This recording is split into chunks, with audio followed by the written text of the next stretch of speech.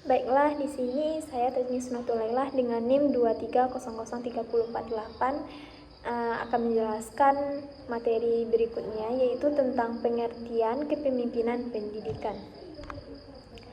Nah, kependidikan ini sendiri merupakan salah satu yang sangat vital bagi terlaksananya fungsi-fungsi manajemen. Pengertian umum, pendidikan adalah kemampuan atau kesiapan yang dimiliki oleh seseorang untuk dapat mempengaruhi atau mendorong, mengajak, menuntun, mengarahkan, dan kalau perlu memaksa orang atau kelompok agar menerima pengaruh tersebut dan selanjutnya berbuat sesuatu yang dapat membantu tercapainya suatu tujuan tertentu yang telah ditetapkan. Sedangkan pendidikan mengandung arti dalam lapangan apa dan di mana kepemimpinan itu berlangsung.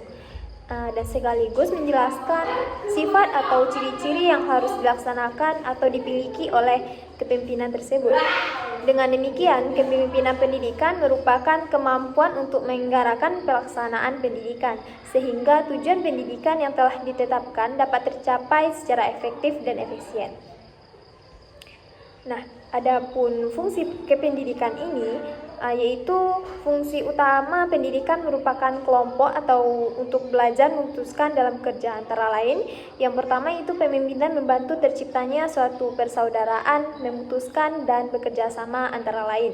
Yang pertama yaitu pemimpin membantu terciptanya suatu persaudaraan kerjasama dengan penuh rasa kebebasan.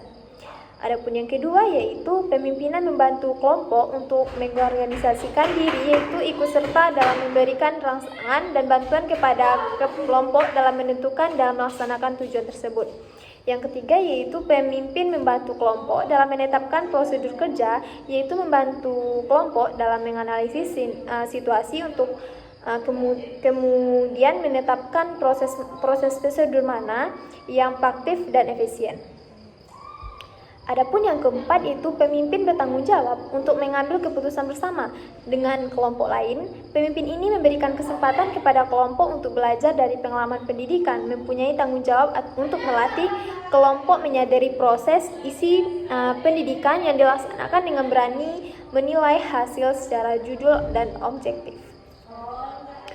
Adapun yang kelima yaitu pemimpin bertanggung jawab dalam mengembangkan dan mempertahankan eksistensi organisasi.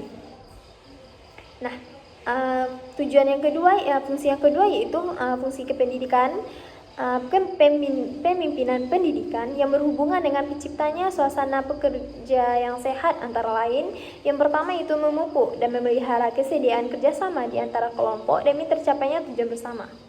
Yang kedua itu menanam dan memupuk perasaan pada anggota masing-masing melalui penghargaan terhadap usaha-usahanya. Yang ketiga yaitu mengusahakan suatu tempat pekerjaan yang menyenangkan, baik ruangan, baik fasilitas maupun situasi. Yang keempat itu menggunakan kelebihan-kelebihan yang terdapat pada pemimpin untuk memberi sumbangan dalam kelompok menuju pencapaian tujuan bersama. Adapun tipe-tipe kepemimpinan pendidikan ini, yang pertama yaitu tipe otoriter atau the authoritative style of leadership, yang dimana pada kepemimpinan yang otoriter semua kebijakan atau polisi dengan ditetapkan oleh kepemimpinan sendiri dalam pelaksanaan selanjutnya yang ditugaskan kepada bawahannya. Semua perintah memberi tugas dilaksanakan tanpa mengadakan konsultasi sebelumnya dengan orang-orang yang dipimpinnya. Adapun tipe yang kedua yaitu tipe laissez-faire yang merupakan pemimpin memberikan kebebasan yang seluas-luasnya kepada setiap anggota staf di dalam tata prosedur dalam apa yang akan dikerjakan atau dilaksanakan tugas pada jabatan mereka. Nah, mereka ini mengambil keputusan dengan siapa ia hendak bekerja sama dalam penetapannya, menjadi hak sepenuhnya dari anggota kelompok atau staf lembaga pendidikan itu. Adapun tipe yang ketiga yaitu tipe deklaratif, Dalam tipe ini, seorang pemimpin selalu mengikut sertakan seluruh anggota kelompoknya dalam mengambil keputusan. Kepala sekolah yang bersifat demikian akan selalu menghargai pendapat anggota atau guru-guru yang ada di bawahnya dalam rangka memimpin sekolah tersebut. Nah, adapun gaya kepemimpinan kepala sekolah menurut Purwarto 2012, gaya kepemimpinan ini adalah suatu cara atau teknik seseorang dalam menjalankan suatu kepemimpinannya. Gaya kepemimpinan ini dapat pula diartikan sebagai norma perilaku yang digunakan seseorang saat mencoba mempengaruhi perilaku orang lain seperti apa yang ia lihat.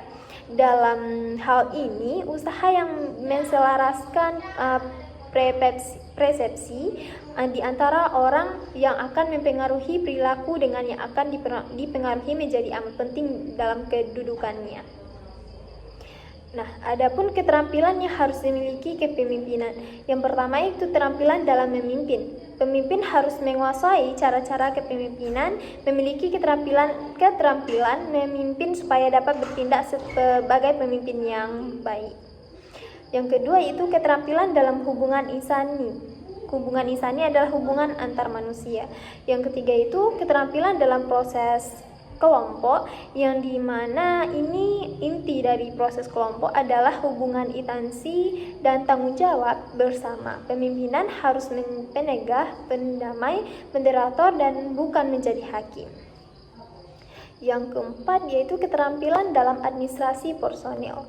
Administrasi personil ini mencakup segala usaha menggunakan keahlian dan kesanggupan yang memiliki atau petugas yang sangat efektif dan efisien. Nah, adapun yang kelima yaitu keterampilan dalam menilai. Penilaian atau evaluasi ini suatu usaha untuk mengetahui sampai di mana suatu kegiatan sudah dapat dilaksanakan atau sampai di mana suatu tujuan sudah dicapai. Selanjutnya yaitu adanya nilai, biasanya adalah hasil kerja, cara kerja, dan orang yang akan mengejarkannya.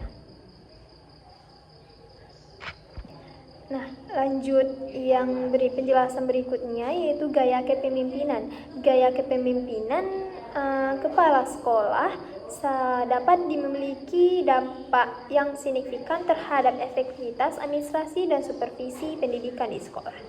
Berikut ada beberapa gaya kependidikan yang umumnya diamati dan bagaimana mereka dapat mempengaruhi administrasi dan supervisi pendidikan tersebut.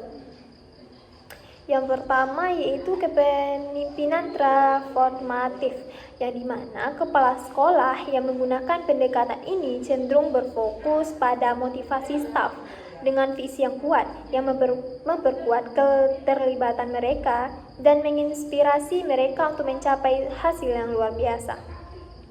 Dalam administrasi pendidikan, ini bisa berarti memperkuat budaya sekolah yang inklusif dan progresif. Sementara dalam supervisi, mereka mungkin mendukung pengembangan profesional dan pertumbuhan staf. Yang kedua itu kepemimpinan traksional. Kepala sekolah traksional menggunakan insentif atau penghargaan untuk memutasi kinerja staf. Mereka cenderung berfokus pada kepatuhan terhadap kebijakan yang prosedur. Dalam administrasi ini, hal ini dapat mendorong kedisiplinan dan ketertiban.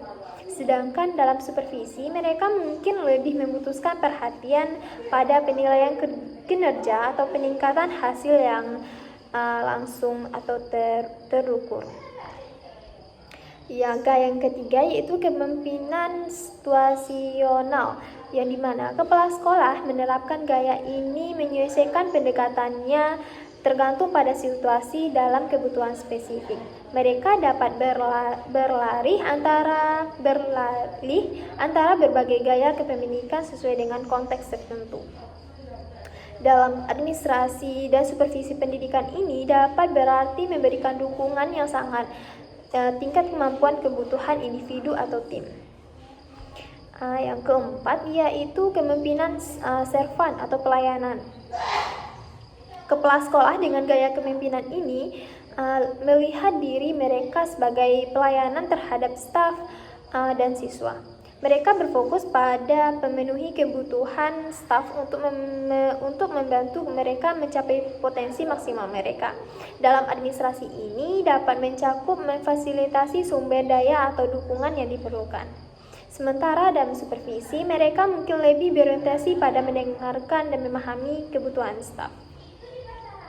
Yang kelima yaitu adanya kepemimpinan otoriter. Kepala sekolah dengan gaya ini cenderung memerintah dengan tegas dan memegang kendali penuh atas pengambilan keputusan. Dalam administrasi ini dapat mengarah pada struktur yang sangat terpusat atau terkendali yang ketat atas proses atau kebutuhan. Dalam supervisi mereka mungkin cenderung memberikan instruksi yang jelas, menegakkan standar dengan keras. Gaya kependidikan yang efektif dalam konteks administrasi dan supervisi pendidikan akan bervariasi tergantung pada budaya sekolah atau kebutuhan staf. Dengan tujuan pendidikan yang ingin tercapai, kepala sekolah yang mampu mengintegrasikan berbagai gaya kepemimpinan sesuai dengan kebutuhan dan situasi dapat memimpin sekolah menuju keunggulan administrasi dan pendidikan. Nah, dapat disimpulkan bahwa supervisi pendidikan ini adalah upaya untuk merangsang atau mengorganisasikan dan membimbing perkembangan guru yang berlangsung di sekolah, baik secara individu maupun kolektif, sehingga mereka dapat memahami, berkinerja lebih efektif, semua termasuk fungsi mengatur untuk merangsang dan membimbing perkembangan sikap individu siswa, sehingga mereka dapat lebih mungkin dapat bervariasi dalam masyarakat demokratis modern. Nah, mungkin sekian pembahasan dari saya sudahi dengan Assalamualaikum warahmatullahi wabarakatuh.